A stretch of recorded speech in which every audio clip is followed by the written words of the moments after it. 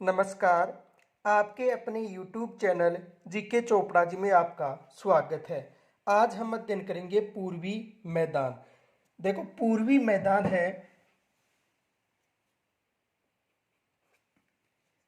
पूर्वी मैदान का विस्तार जयपुर,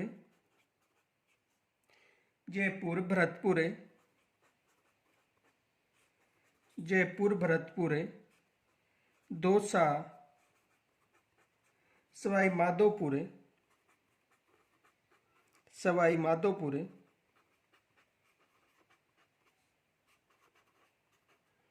धौलपुर,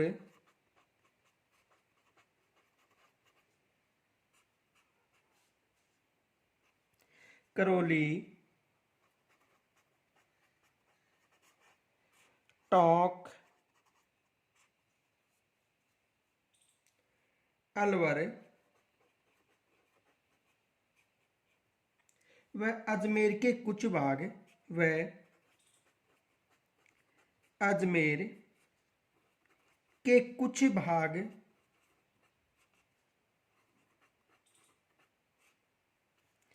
बांसवाड़ा प्रतापगढ़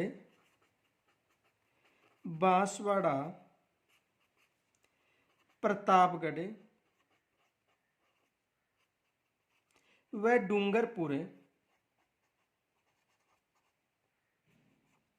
डूंगरपुर के कुछ मैदानी भागों में कुछ मैदानी भाग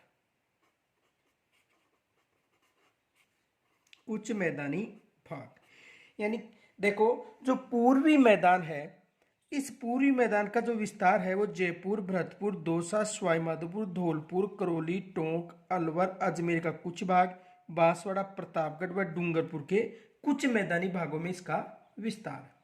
अब देखो, ये जो पूर्वी मैदान है, पूर्वी मैदान का जो क्षेत्रफल है,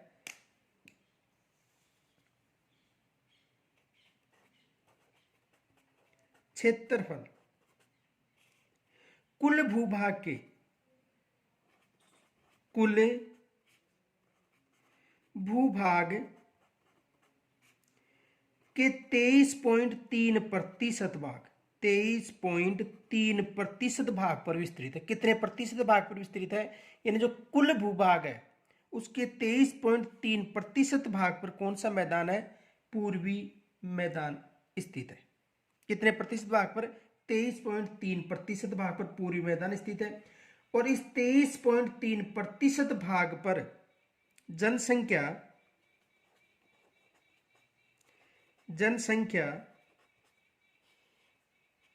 लगभग 39% निवास करती है। तो देखो, यहां से प्रश्न बन सकता है। देखो,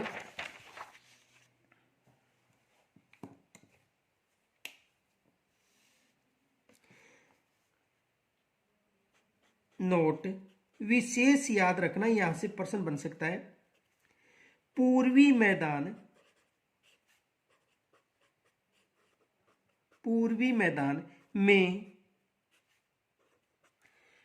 मैदान में जनसंख्या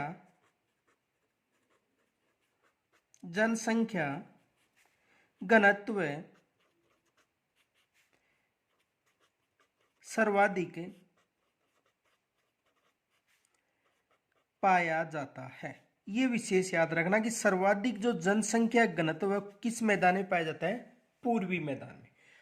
अब देखो, यदि जनसंख्या पूछे तो देखो, पश्चिमी रेतीले मैदान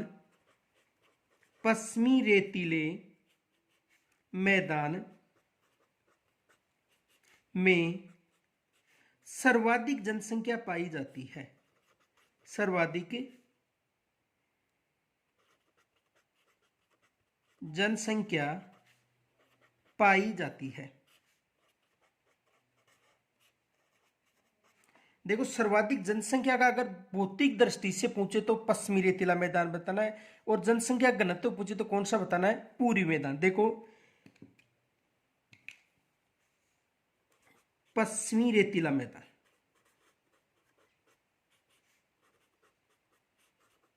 और पश्चिमी रेतीला मैदान का क्षेत्रफल है 61.11%। कितना प्रतिशत है? 61.11% क्षेत्रफल है, और 61.11% पर क्षेत्रफल पर जनसंख्या कितनी? जनसंख्या लगभग 40% जनसंख्या। देखो, पश्चिमी रेतीला मैदान 61.11% क्षेत्रफल पर विस्तृत है। कितना प्रतिशत है? 61 पॉइंट यहां पर प्रतिशत 11, और जनसंख्या कितनी है? 40%। अब देखो, पूर्वी जो मैदान है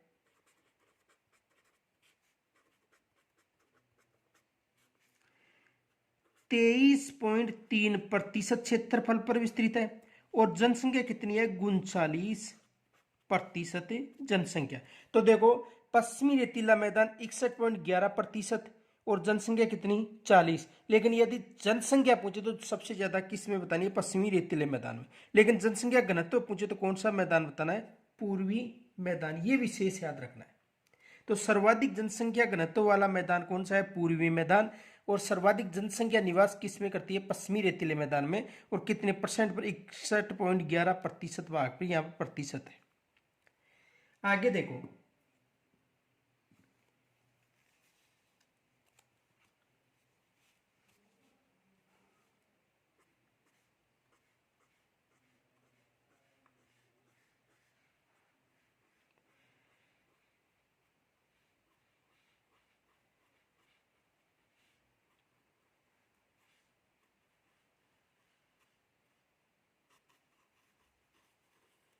ये राजस्थान है, और राजस्थान में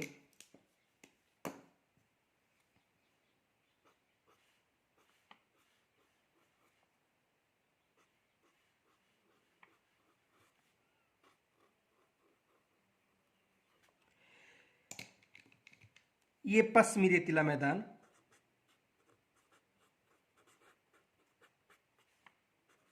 पश्चिमी रेतीला मैदान, ये अरावली है,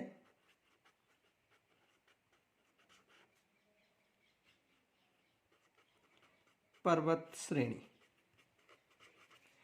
ये पूर्वी मैदान है,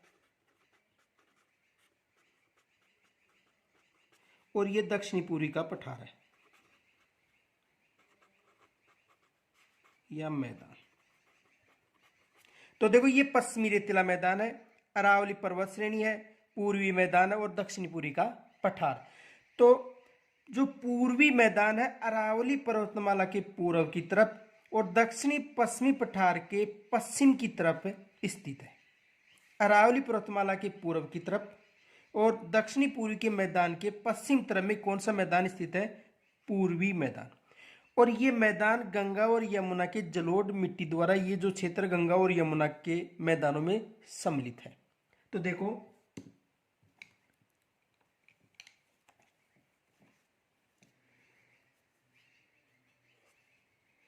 ये है मैदानी भाग, ये है मैदानी भाग। कौन सा मैदानी भाग? पूर्वी मैदान। अरावली पर्वतमाला, अरावली पर्वतमाला के पूर्व में स्थित है।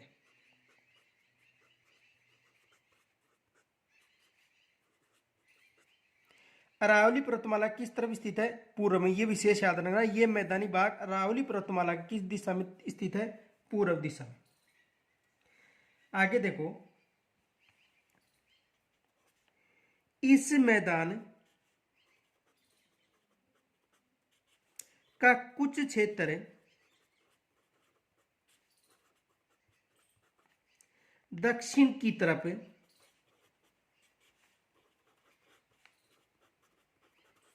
भी स्थित है।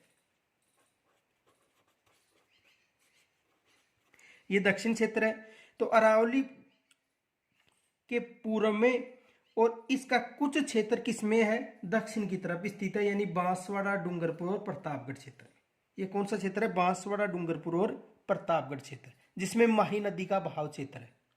आगे देखो, तो एक तो अरावली पर्वतमाला के पूर्व की तरफ और दक्षिण में भी पूर्वी मैदान का क्षेत्र है। आगे देखो,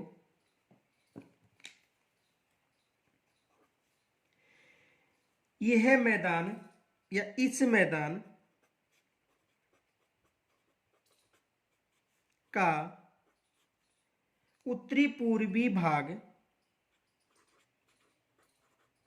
उत्तरी पूर्वी भाग गंगा यमुना बेसिन का भाग है, बेसिन का भाग है।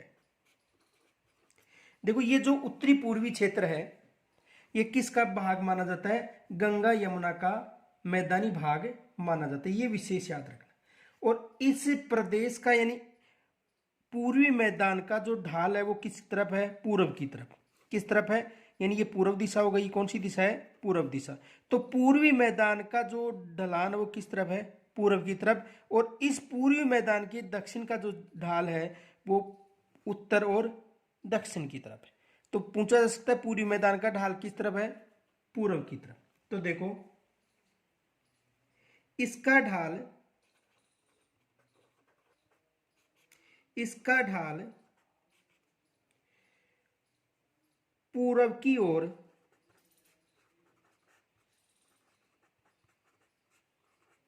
है। इसका ढाल किस तरफ है? पूर्व की तरफ है। ये विशेष याद रखना कि जो पूर्वी मैदान इसका ढाल किस तरफ है? पूर्व की। अब देखो पूर्वी मैदान अरावली पर्वतमाला के पूर्व की तरफ यानी 50 सेमी वर्षा रेखा के किस तरफ है? पूर्व की तरफ है। अरावली पर्वतमाला के समानांतर कौन सी रेखा गुजरती है? 50 सेंटीमीटर वर्षा रेखा। तो 50 सेंटीमीटर वर्षा रेखा के पूर्व की तरफ कौन सा मैदान है? पूर्वी मैदान। तो देखो 50 सेंटीमीटर समवर्षा रेखा, समवर्षा रेखा के पूर्वी दिशा में, पूर्वी दिशा में पूर्वी मैदान स्थित है। पूर्वी मैदान स्थित है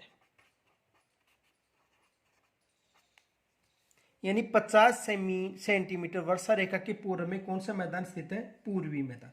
अब देखो जो पूर्वी मैदान है ये नदियों के द्वारा बिछाया हुआ मैदान है और इस मैदान में कौन सी मिट्टी अधिक पाई जाती है? जलोढ़ मिट्टी। जलोढ़ मिट्टी। कौन सी मिट्टी पाई जाती है? जलोढ़ मिट्टी। और जलोढ़ मिट्टी के साथ साथ दोमट मिट्टी पाई जाती है। और कौन सी मिट्टी? वह दोमट मिट्टी।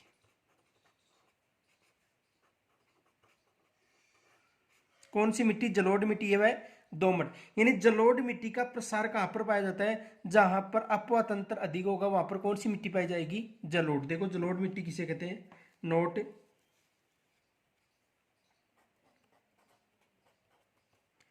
नोट जलोढ़ मिट्टी।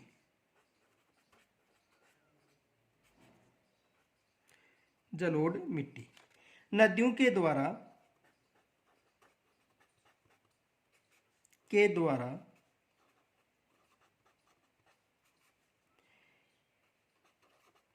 बिछाई गई मिट्टी जलोढ़ मिट्टी कहलाती है। जलोढ़ मिट्टी कहलाती है। यह विशेष याद रखना कि नदियों के द्वारा लाकर बिछाई गई मिट्टी कौन सी मिट्टी कहलाती है? जलोढ़ मिट्टी। आगे देखो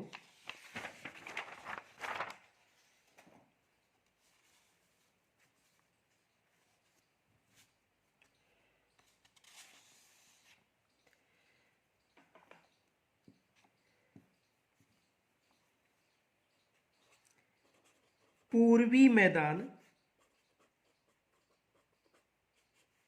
में सर्वाधिक, पूर्वी मैदान में सर्वाधिक नदियों का जाल है।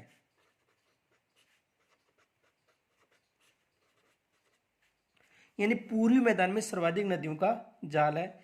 इस कारण इस प्रदेश को बेसिन भी कहा जा सकता है, बेसिन भी कहा जा सकता है। वैसे सर्वाधिक नदियां कोटा में है, लेकिन पूर्वी मैदान में सर्वाधिक नदियों का जाल है, इस कारण इस प्रदेश को बेसिन भी कहा जा सकता है। देखो इस क्षेत्र में जो पूर्वी मैदान है, इस क्षेत्र में देखो कौन कौन से बेसिन है। माही बेसिन, दूसरा है चंबल बेसिन,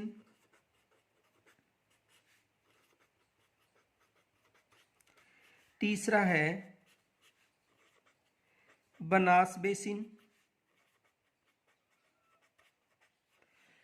और चौथा है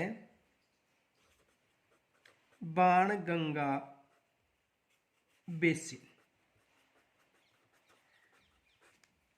कितने बेसिन है? Mahi basin, Chambal basin, Banas basin और बाणगंगा बेसिन। अब देखो कुछ नदियों संबंधी जो शब्दावलियां हैं वो देखो।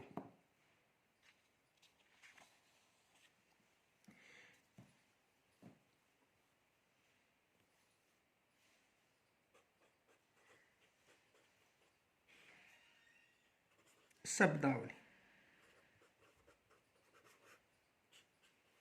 देखो, सबसे पहले तो एक शब्द आता है अपवा तंत्र। अपवा है तंत्र।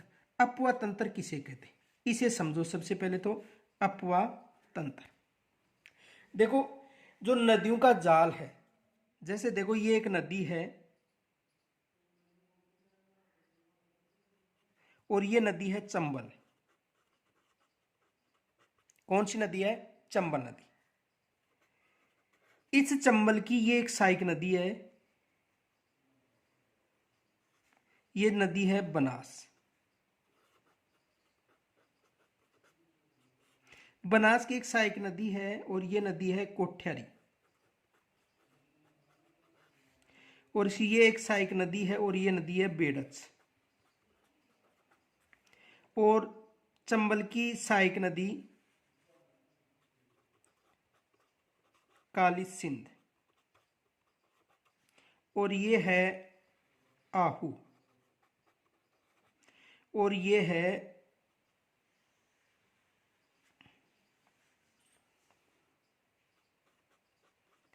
पार्वती।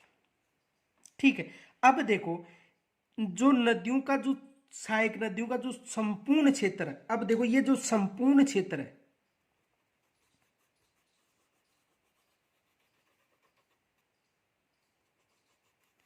इस क्षेत्र को क्या कहा जाता है? अपवा तंत्र।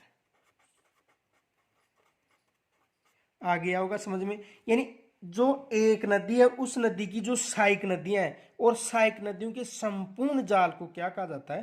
अपवा तंत्र। देखो चंबल नदी और चंबल नदी की जितनी भी सहायक नदियां हैं, इन संपूर्ण क्षेत्रों को क्या कहा जाता है? अपवा तंत्र। इसे चंबल का अपवा तंत्र कहा जाएगा। यदि बनास का अपवा तंत्र आएगा तो यहां से लेकर ये जो इन बनास की सहायक नदियां हैं, ये किस में शामिल हो जाएंगी? बनास अपवा तंत्र में। तो अपवा तंत्र एक नदी की सहायक नदियों का जो क्षेत्र है उसे क्या कहा जाता है? अपवा तंत्र कहा जाता है। देखो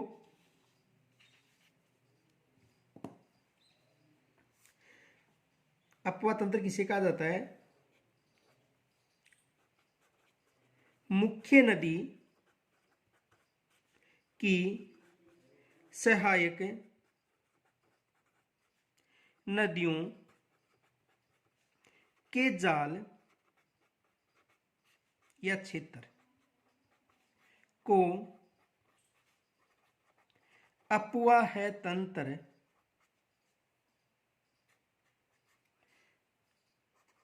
कहा जाता है।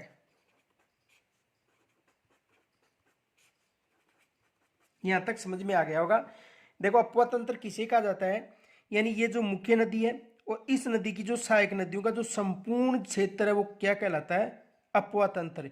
अब देखो ये चंबल का अपवातंत्र हो गया। चंबल चंबल के अपवातंत्र में पार्वती भी है, काली सिंध भी है, आहू भी है, बेड़च भी है, कोट्यारी भी है, बनास भी है, अन्य नदियां सहायक है।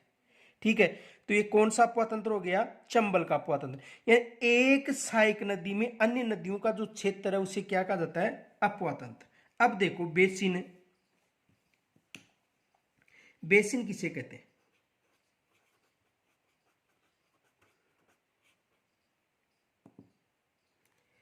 नदियों के मैदानी क्षेत्र,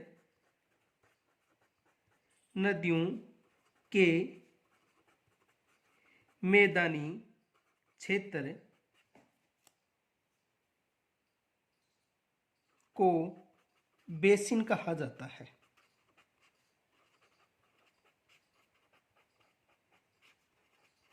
जो भी नदियों का मैदानी क्षेत्र है जहां पर नदियों का बहाव होता है, यानी नदी का जो हम पेटा बोलते हैं, ये नदी का जो बहाव क्षेत्र होता है उसे क्या कहा जाता है? बेसिन कहा जाता है। अब देखो जो पूर्वी मैदान है, पूर्वी मैदान में अधिक नदियां होने के कारण इसको बेसिन के नाम से भी जाना जाता है। यहां तक समझ में आ गया होगा। अपवा तंत्र किसे कहते हैं? जो मुख्य नदी है उसकी सहायक नदियों को अपवा तंत्र कहा जाता है। और बेसिन किसे कहा जाता है? नदियों के मैदानी क्षेत्रों को क्या कहा जाता है? बेसिन कहा जाता है। अब देखो आब, आब किसे कहते हैं? यानी दो नदियों के मध्य की जो भूमि होती है उसे क्या कहा जाता है? आब कहा जाता है। देखो दो नदियों के मध्य की भूमि को आब या दोआब, आब या दोआब कहा जाता है। आ गया होगा समझ में? आपका मतलब दो नदी, जैसे ये नदी और ये नदी और ये नदी, तो ये मध्यवर्ती क्षेत्र क्या कहलाता है? आप कहलाता है। देखो बनास और चंबल का जो मध्यवर्ती क्षेत्र वो क्या कहलाता है? आप कहलाता है। जैसे दोआब, दो नदियों के मध्य की भूमि। आप किसे कहते हैं? दो नदियों के मध्य की भूमि को आप कहा जाता है, या नदियों के मध्य की भूमि को भी आप कहते हैं। तो नदियों के मध्य यानी दो नदी हो गई, नदियों के मध्य भी आ सकता है, या दो नदियों के मध्य की दोआब और नदियों के मध्य की भूमि को क्या कहा जाता है? आप कहा जाता है। आगे देखो, सबसे पहले हमें जो पूर्वी मैदान है उसमें चार बेसिन थे। Mahi basin, Chambal basin, Banas basin और बाणगंगा बेसिन। तो सबसे पहले हम अध्ययन करेंगे माही बेसिन। माही बेसिन सबसे पहले किसका अध्ययन करेंगे? माही बेसिन। देखो जो माही बेसिन है इससे छप्पन बेसिन के नाम से भी जाना जा सकता है। किसके नाम से? छप्पन बेसिन। माही बेसिन को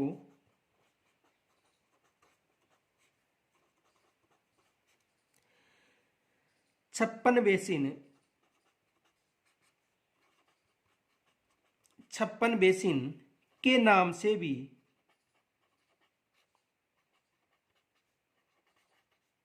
जाना जाता है।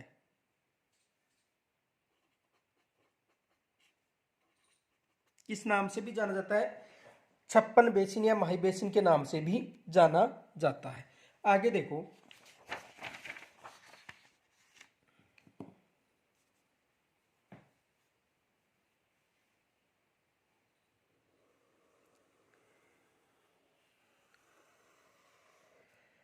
ये दक्षिणी राजस्थान है,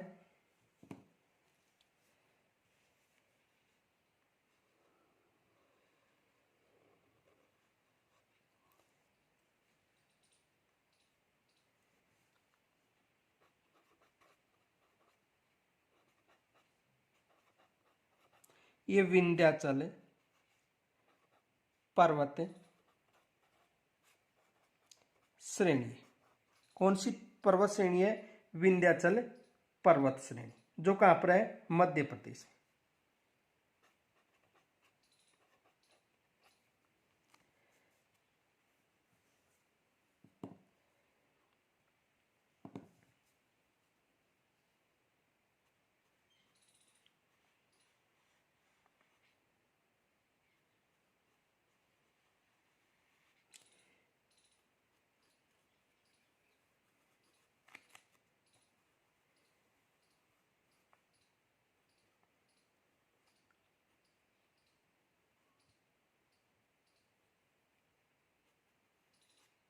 और ये कौन सी नदी है?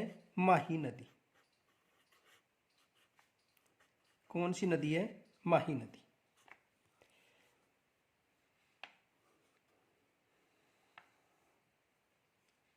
और यहां पर है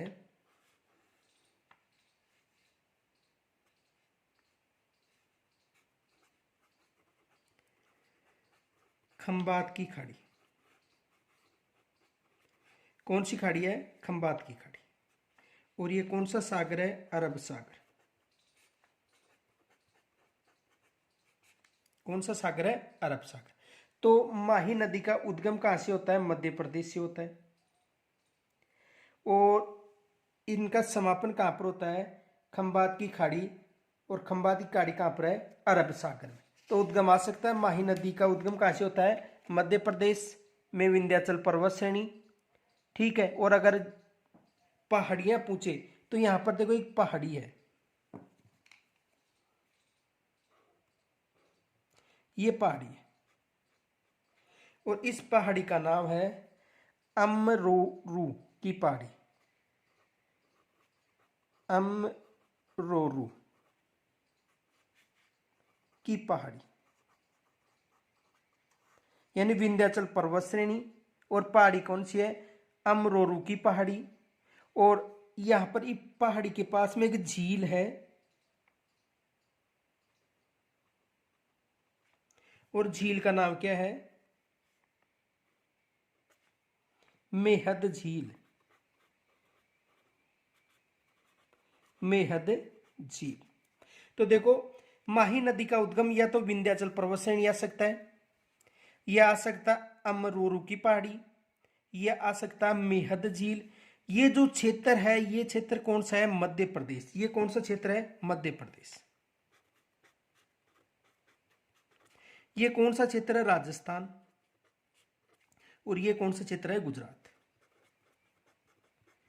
तो इसका बहाव क्षेत्र कितने राज्यों में हो गया? 3 राज्यों में। देखो, मध्य प्रदेश से निकलती है, राजस्थान में प्रवेश करती है, और राजस्थान में प्रवेश करने के बाद में गुजरात में बहती हुई अपना जल कहां पर डाल रही है? अरब सागर में। यहां तक समझ में आ गया होगा। तो इसका उद्गम कहां से होता है? मध्य प्रदेश। अब देखो, ये राजस्थान में बांसवाड़ा, ये जो जिला यहां पर बांसवाड़ा, देखो डिस्ट्रिक्ट देखो,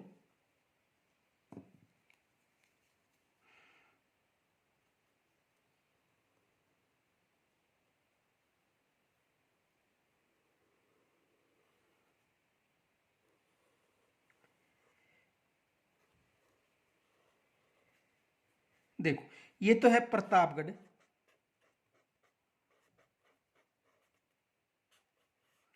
ये डूंगरपुर है, और ये बांसवाड़ा है।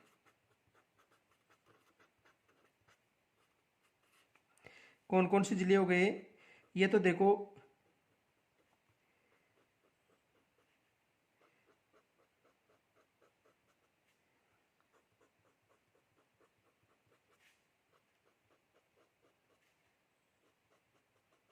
प्रतापगढ़, बांसवाड़ा और डूंगरपुर। तो ये जो नदी है वो बांसवाड़ा के खांदू गांव से राजस्थान में प्रवेश होती है। खांदू गांव, और खांदू गांव कहां पर है? बांसवाड़ा। तो देखो, विंध्याचल पर्वतश्रेणी, अमरोरू की पहाड़ियां, मेहद झील मध्य प्रदेश से निकल के बाद खांदू गांव बांसवाड़ा में प्रवेश होती है। कहां पर होती है? बांसवाड़ा में।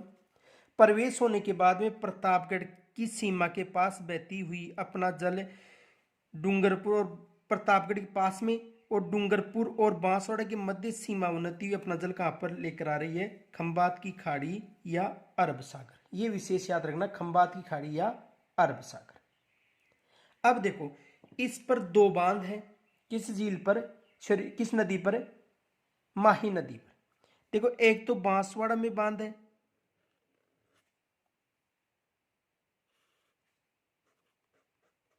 माही बजाज सागर बांध। सागर बांध, माही बजाज सागर बांध कहां पर है? बांसवाड़ा। और दूसरा कड़ाना बांध कहां पर है? गुजरात में। कड़ाना बांध कहां पर है? गुजरात। दो बांध है। देखो एक तो राजस्थान में बांध है और एक गुजरात में। तो यहां पर प्रश्न देखो क्या बन सकता है। पहला प्रश्न तो याद रखना है कि जहां पर बांध निर्मित है वहां पर परियोजनाएं हैं। तो परियोजना तो केवल राजस्थान और गुजरात की है, ये विशेष याद रखना, राजस्थान और गुजरात की परियोजना। और इसका बहाव क्षेत्र 3 राज्यों में है, मध्य प्रदेश, राजस्थान और गुजरात। यहां तक समझ में आ गया होगा। उद्गम होता है विंध्याचल पर्वत श्रेणी से, ठीक है, और समापन कहां पर होता है? अरब सागर। देखो यहां पर पठारी क्षेत्र होने के कारण, देखो यहां पर पठारी क्षेत्र होने के कारण, इस क्षेत्र में पठारी क्षेत्र होने के कारण इस नदी का बहाव विपरीत दिशा में हो जाता है। और यहां से एक रेखा गुजरती है, वो आपको पता है कौन सी रेखा है? करक रेखा। ये कौन सी रेखा है? करक रेखा। तो एक यानी करक रेखा, तो करक रेखा को विभाजित करने वाली दो बार, एक बार नहीं दो बार, कौन सी नदी है? माही नदी। करक रेखा को दो बार विभाजित करने वाली नदी कौन सी है? माही नदी। तो देखो इसको विस्तृत रूप से समझो। सबसे पहले तो आ सकता है माही नदी, माही नदी मध्य प्रदेश, राजस्थान व गुजरात की, राजस्थान मध्य प्रदेश और गुजरात की प्रमुख नदी है, प्रमुख नदी है। किन किन राज्यों में मध्य प्रदेश उद्गम हो रहा है? राजस्थान और गुजरात। अब देखो कुल लंबाई, कुल लंबाई 576 किलोमीटर है। कुल लंबाई कितनी है? 576 किलोमीटर है। और राजस्थान में कितनी है? राजस्थान में 173 किलोमीटर। कुल लंबाई कितनी है? 576 किलोमीटर। और राजस्थान में कितनी लंबाई है? 173 किलोमीटर। अब देखो यहां पर प्रश्न पूछ सकता है, देखो माही नदी का बहाव क्षेत्र तो 3 राज्यों में है, मध्य प्रदेश, राजस्थान और गुजरात। लेकिन यदि पूछे कि माही परियोजना या जो परियोजना पूछे तो परियोजना तो केवल दो ही बतानी है, राजस्थान और गुजरात की। देखो नोट, माही नदी जल परियोजना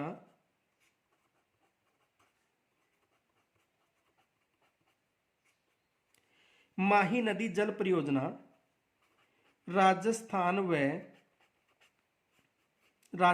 व गुजरात की संयुक्त जल परियोजना है।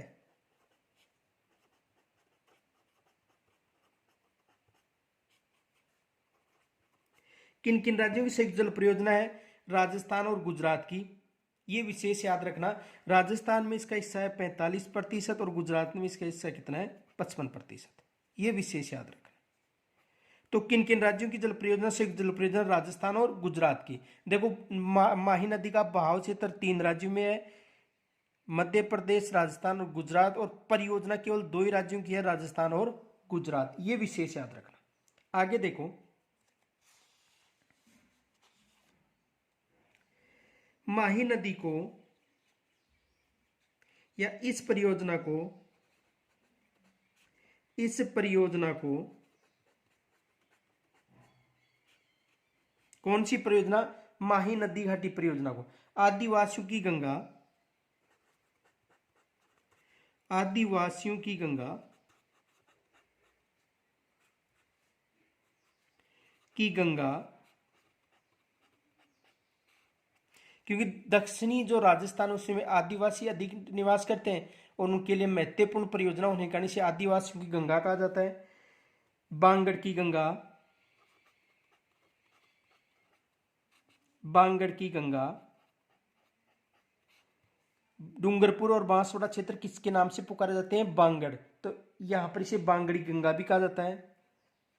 काठल की गंगा, काठल की गंगा प्रतापगढ़ के किनारे पर बहने के कारण, प्रतापगढ़ के किनारे पर बहने के कारण इसे क्या कहा गया है? काठल की गंगा। दक्षिणी राजस्थान की, दक्षिणी राजस्थान की स्वर्ण रेखा, दक्षिण राजस्थान की स्वर्ण रेखा या जीवन रेखा, जीवन रेखा के नाम से भी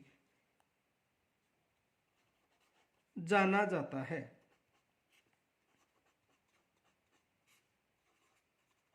यहां तक समझ में आ गया होगा। तो देखो, जो माही नदी है मध्य प्रदेश, राजस्थान और गुजरात में बहने वाली प्रमुख नदी है। कुल लंबाई 576 किलोमीटर, राजस्थान में 171 किलोमीटर। माही नदी जल परियोजना राजस्थान और गुजरात की संयुक्त जल परियोजना है। गुजरात का 55%, राजस्थान का 45% हिस्सा है। और इस परियोजना को आदिवासी गंगा, बांगड़ी गंगा, काठर की गंगा, दक्षिण राजस्थान की स्वर्ण रेखा या जीवन रेखा के नाम से भी जाना जाता है। आगे देखो,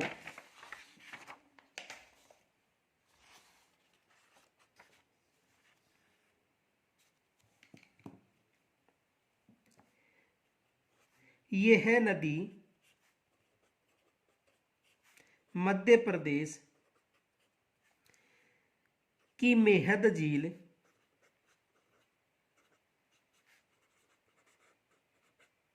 कौन सी झील है? मेहद झील। और मेहद झील कहां पर है? विंध्याचल पर्वत श्रेणी।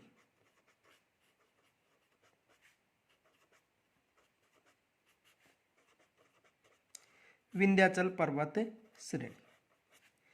मेहद झील से निकलने के बाद,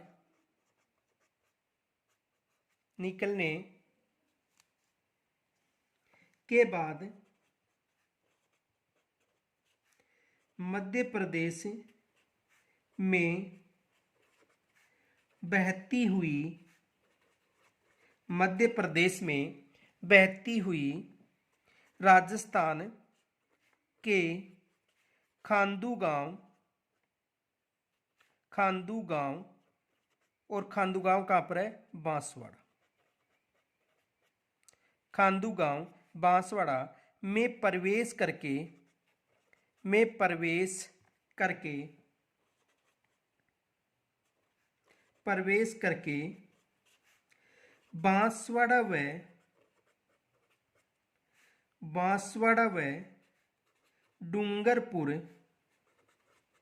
बांसवाड़ा व डूंगरपुर के मध्य सीमा बनाती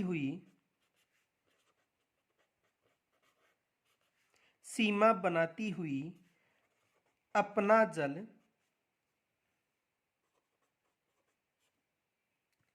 खंबात की खाड़ी कहां पर है? अरब सागर में डालती है।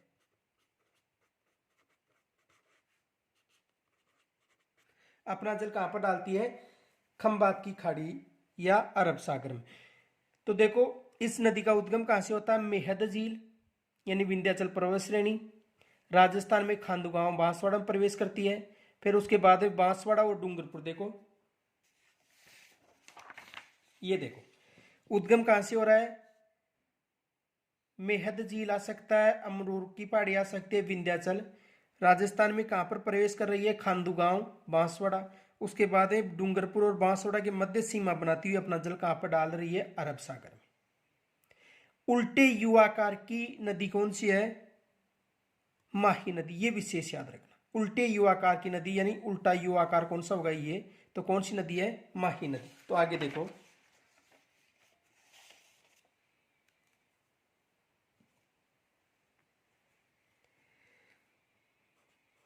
यह नदी कर्क रेखा को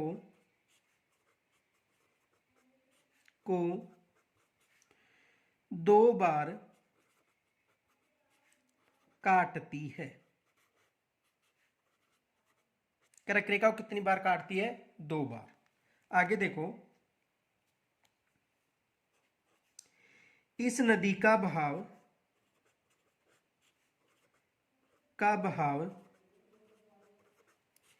यूं आकार का है। कौन सा बहाव है? यू आकार का है। किस नदी का? माही नदी का जो बहाव क्षेत्र है वो कैसा है? यू आकार का। और देखो इस नदी पर, किस नदी पर? जो माही नदी पर है उस पर सुजलाम सुफलाम परियोजना शुरू की गई थी। तो देखो,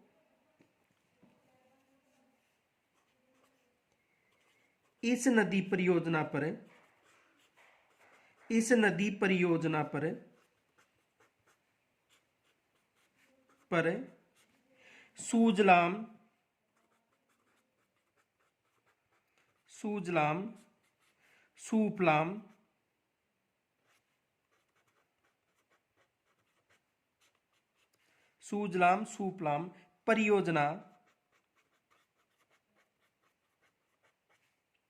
सुजलाम सुफलाम परियोजना शुरू की गई थी।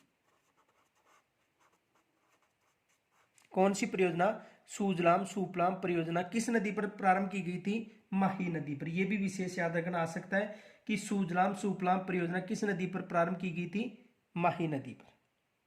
आगे देखो, ये जो नदी है माही नदी,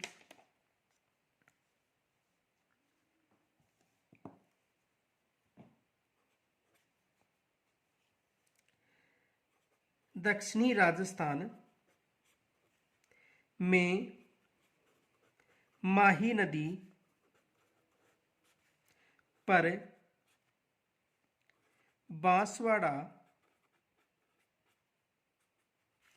के बोरखेड़ा, बांसवाड़ा कौन सा स्थान है? बोरखेड़ा पर माही बजाज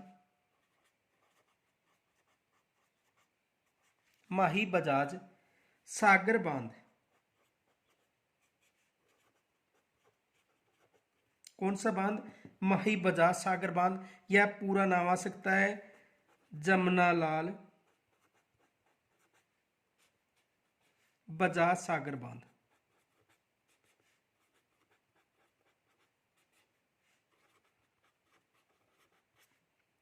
निर्मित है।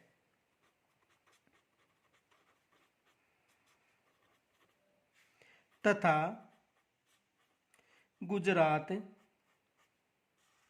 में कड़ाना बांध निर्मित है। गुजरात में कौन सा बांध निर्मित है? कड़ाना बांध। और राजस्थान में कौन सा बांध निर्मित है? माही बजाज सागर बांध। आगे देखो,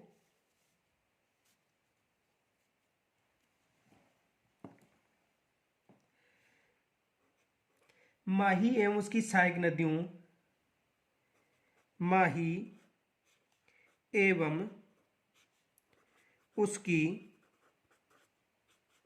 सहायक नदियों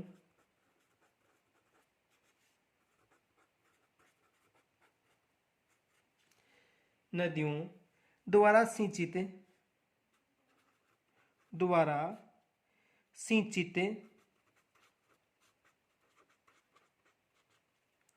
राजस्थान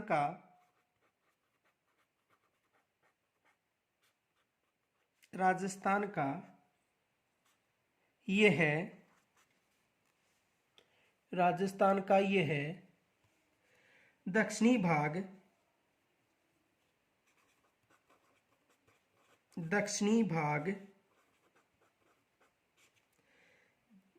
बांगड़ नाम से प्रसिद्ध है। बांगड़ नाम से प्रसिद्ध है। यानी माही व उसकी सहायक नदियों द्वारा सिंचित ये भाग किस नाम से प्रसिद्ध है? बांगड़ के नाम से प्रसिद्ध है। आगे देखो,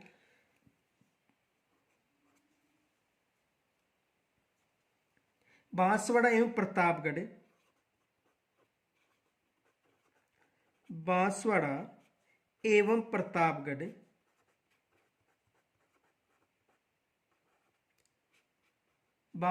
प्रतापगढ़ के बीच के क्षेत्र के बीच का क्षेत्र 56 का मैदान 56 का मैदान के नाम से, किसके नाम से? 56 के मैदान के नाम से से जाना जाता है। किस नाम से जाना जाता है? 56 के मैदान के नाम से जाना जाता है। देखो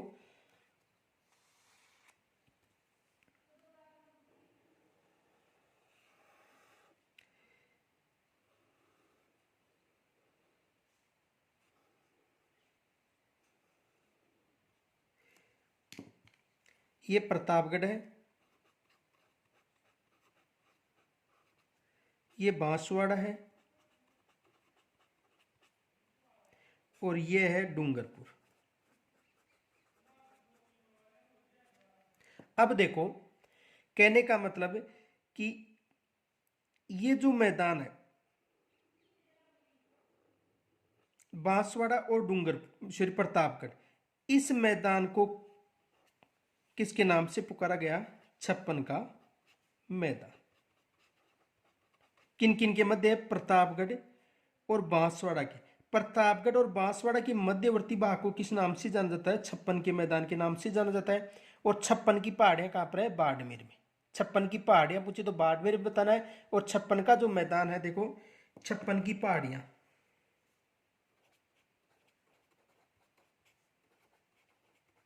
56 की पहाड़ियां कहां पर है? बाड़मेर में। एक और विशेष याद रखना, डूंगरपुर और बांसवाड़ा का जो मध्यवर्ती भाग है, इनका मध्यवर्ती भाग, डूंगरपुर और बांसवाड़ा का जो मध्यवर्ती भाग है उसे मेवल कहते हैं। डूंगरपुर और बांसवाड़ा का मध्यवर्ती भाग मेवल और प्रतापगढ़ तथा बांसवाड़ा का मध्यवर्ती भाग 56 का मैदान। और 56 की पहाड़ियां कहां पर है? बाड़मेर में। ये विशेष याद रखना कि डूंगरपुर और बांसवाड़ा का मध्यवर्ती भाग मेवल कहलाता है, प्रतापगढ़ और बांसवाड़ा का मध्यवर्ती भाग 56 का मैदान, और 56 की पहाड़ियां कहां पर है? बाड़मेर में। आगे देखो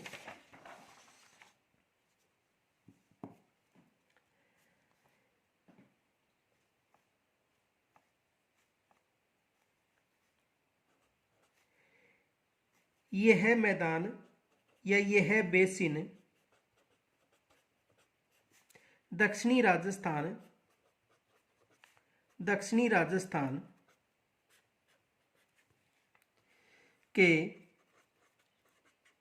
प्रतापगढ़, बांसवाड़ा व डूंगरपुर में विस्तृत है, में विस्तृत है।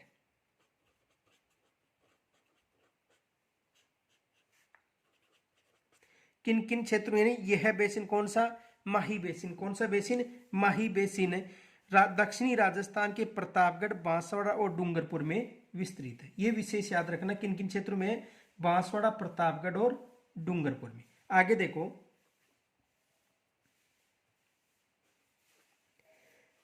माही बेसिन, माही बेसिन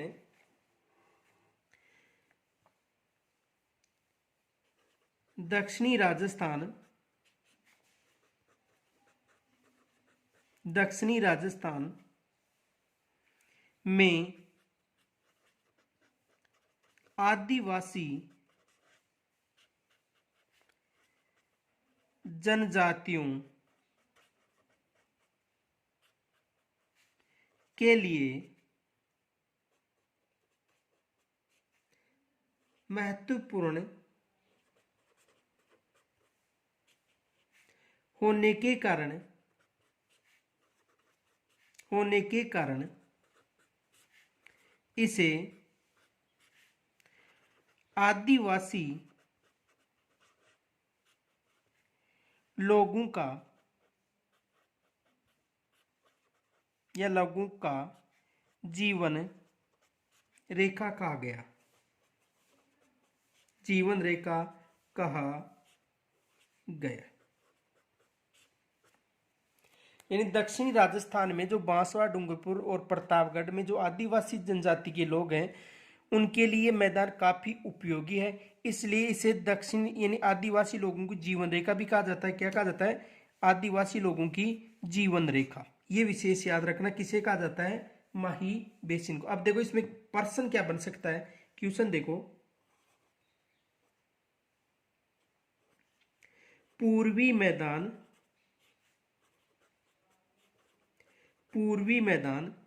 का कौन सा बेसिन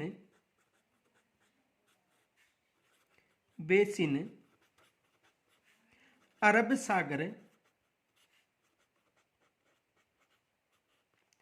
क्षेत्र में माना जाता है। तो देखो यानी पूर्वी मैदान का कौन सा बेसिन अरब सागर में, तो देखो 4 बेसिन है। चंबल बेसिन पूर्वी मैदान में, दूसरा बेसिन कौन सा था? बनास बेसिन,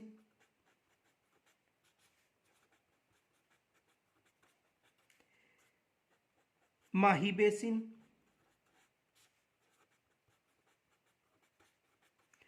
और बाणगंगा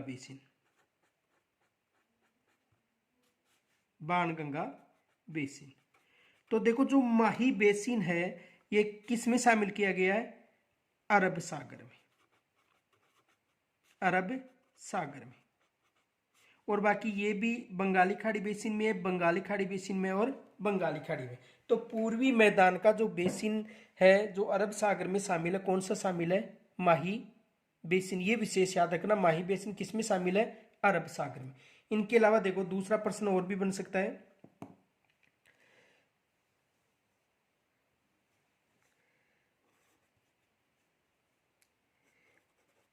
किस नदी बेसिन को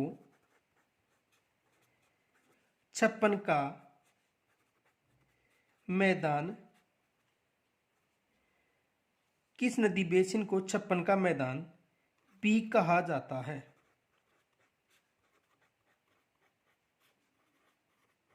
तो किस नदी बेसिन को छप्पन का मैदान कहा जाता है? माही नदी बेसिन को, माही नदी बेसिन को, माही नदी बेसिन को। देखो आगे प्रश्न ये भी पूछा जा सकता है, किस नदी घाटी परियोजना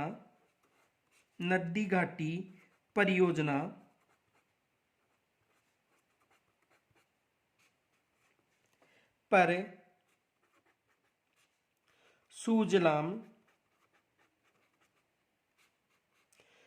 सुफलाम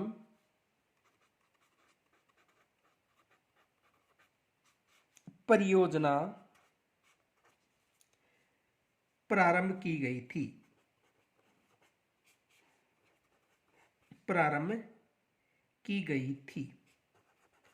तो किस नदी घाटी पर सुजलाम सुफलाम परियोजना प्रारंभ की गई थी? एग्जाम में प्रश्न पूछा गया था।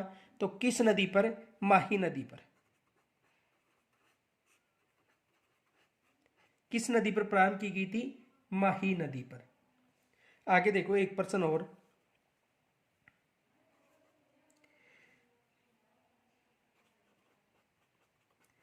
कौन सी नदी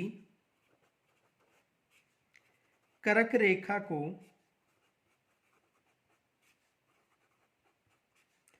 दो बार विभाजित करती है? कौन सी नदी कर्क रेखा को 2 बार विभाजित करती है? तो कौन सी नदी है? माही नदी।